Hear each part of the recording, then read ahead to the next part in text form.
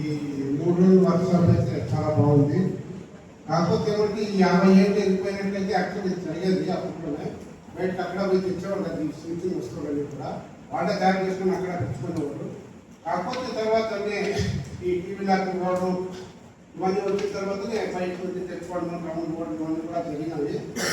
చిన్న ఉదాహరణ, ఈ కబుతూరు దగ్గర ఒక పని ఉందన్నమాట.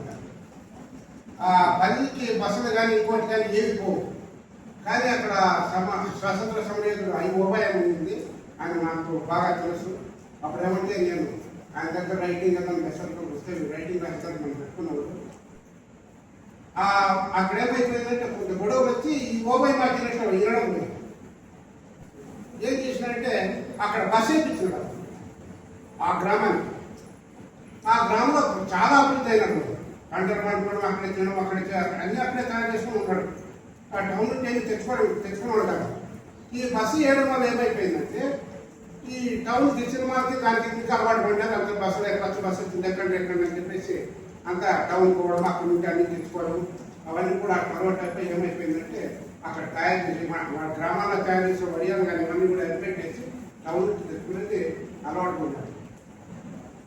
ఇట్లా ఏమంటే ఈ 3 రోజులు కూడా వర్షం బాగుంది. గ్రామంలో మనం ఏమంటే ఇది చెయ్యొచ్చు, కాకపోతే ప్రజలు అవేర్నెస్ తీసుకురావాలి. వాళ్ళు మొబిలైజేషన్ చేయాలి.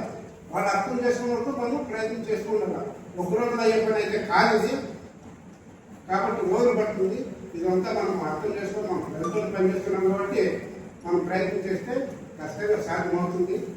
కాబట్టి ఈ అవకాశం ఇచ్చిన మీరందరూ తర్వాత సార్కి శివశంకర్ సార్ ఏమంటే ఈ 3 రోజుల నుంచి మనం ట్రైనింగ్ జరగడానికి కారణం శివశంకర్ సార్ కూడా. ఎందుకంటే ఇట్లా నవ్విస్తూ జరగాలంటే కష్టమవుతుంది.